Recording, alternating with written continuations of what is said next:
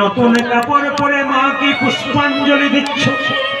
মাটির প্রতিমা মা দুর্গা যেন বলতে চাই, মাটির প্রতিমা পুজিস রে তুই, আগে ঘরের মা বাবাকে পুজো কর।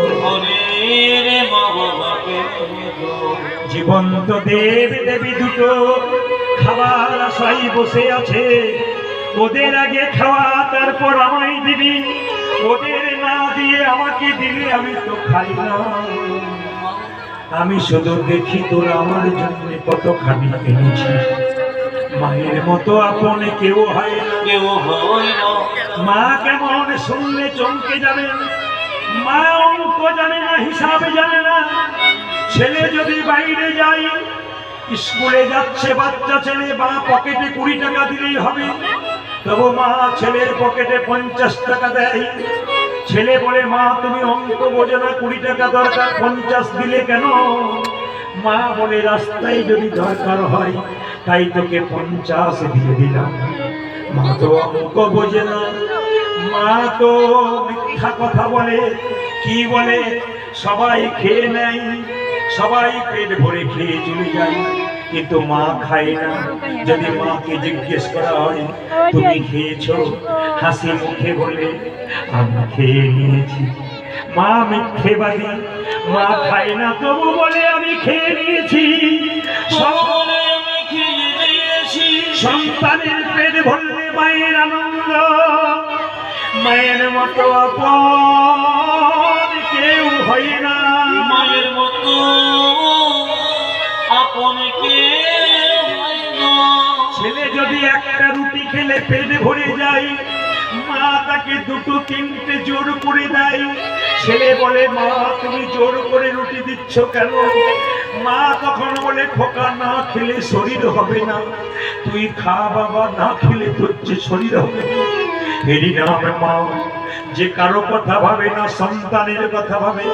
হসপিটালে মা বাচ্চা হতে গিয়ে ডাক্তার বাবু যদি বলে মায়ের বাঁচার আশা নেই, ছেলে বাঁচতে পারে, মা মৃত্যুর সঙ্গে লড়াই করে ডাক্তার বাবুকে ডেকে বলে, ডাক্তার বাবু আমি যদি মরি মরবো, মৃত্যুর আগে আমার খোকাকে দেখে যেন মরতে পারি, তবেই তো আমার মরাতে শান্তি হবে, নইলে মরিও আমি শান্তি পাবো না, শান্তি পাবো। এ সংসারে মা দুবার কাঁদে। ছেলে যখন ছোট থাকে তখন একবার কাঁদে, ছেলে যখন বড় হয় তখন একবার কাঁদে। ছেলে যখন ছোট থাকে মা তখন কাঁদে, ছেলে আবার খাই না বলে। আর বড় হয় তখন মা কাঁদে, ছেলে আমায় খেতে দেয় না বলে। দুবার মা কাঁদে, মায়ের মতো আপন কেউ। শুনে নিন আপনারা, কীর্তন শুনতে এসছেন বড় বড় পণ্ডিত মহাজন যারা আছেন, পৃথিবীতে যারা বড় হয়েছে, মাকে ভালোবেসে বড় হয়েছে, পিতৃদেবকে ভালোবেসে ভালো হয়েছে, যারা মা বাবাকে বড় ভালোবাসতে পেরেছে, তারা পৃথিবীতে বড় হয়েছে।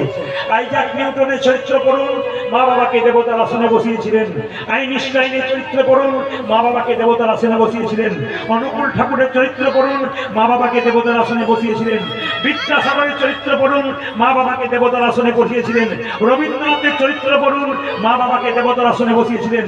বিবেকানন্দের চরিত্রে পড়ুন, মা বাবাকে হৃদয় মাঝে বসিয়েছিলেন। শুধুই কি বড় হওয়া যায় গো? এমনি এমনি বড় হওয়া যায় না, যদি আসল জায়গায় ভক্তি না করা যায়। এই দেখুন, চাণক্য পণ্ডিতের নাম শুনেছেন আপনারা?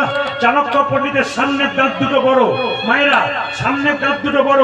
তো একদিন জ্যোতিষ এসে বলল চাণক্য পণ্ডিতের মাকে, শোনো তোমার ছেলের দাঁত দুটো বড়, অনেক বাচ্চারই দাঁত বড় হয়, কিন্তু তোমার ছেলে দাঁত বড় লক্ষণটা দেখলাম একটু আলাদা রকমের। কি? তোমার ছেলে রাজা হবে গো, ওগো চাণক্যের মা, তোমার ছেলে রাজা হবে। কোন মা যদি জানতে পারে আমার ছেলে রাজা হবে, তাহলে সেই মায়ের কি আনন্দ হয়। চাণক্যকে কোলে নিয়ে তার মা বলছে, চাণক্য তুই যখন ছোট আছিস, তুই যখন বড় হবি তখন তুই রাজা হয়ে গেলে আমায় ভুলে যাবি না তো বাবা? চাণক্য বলল, মা আমি রাজা হব কেন? জ্যোতিষ বলেছে তোর সামনের দাঁত দুটো বড়, তুই রাজা হয়ে যাবি। চাণক্য বলল, দাঁড়াও মা, আমি রাজা হব না, তোমায় ভুলবো না, তার ব্যবস্থা করছি। কি করবি তুই? চাণক্যদেব মায়ের কোল থেকে নামলো, নেমে গিয়ে একটা পাথর এনে চাণক্যদেব নিজের দাঁত দুটোকে ভেঙে দিল সামনে।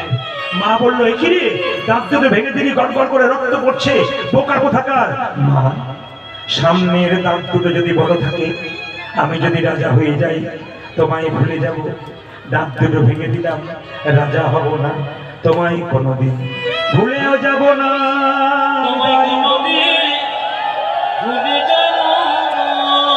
ছোট্ট রঘুনন্দনকে বলো, রঘু আজকে তুই পুজোটা কর, আমি আজকে বাচ্চা ছেলের বাবাকে চিকিৎসা করে আসি।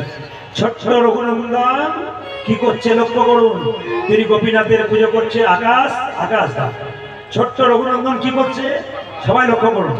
ছোট্ট রঘুনন্দন কি করছে না গোপীনাথকে নাড়ু খাচ্ছে, সবাই দর্শন করুন। ও গোপীনাথ ঘনশ্যাম, সবাই দর্শন করবেন। ও গোপীনাথ ঘনশ্যাম,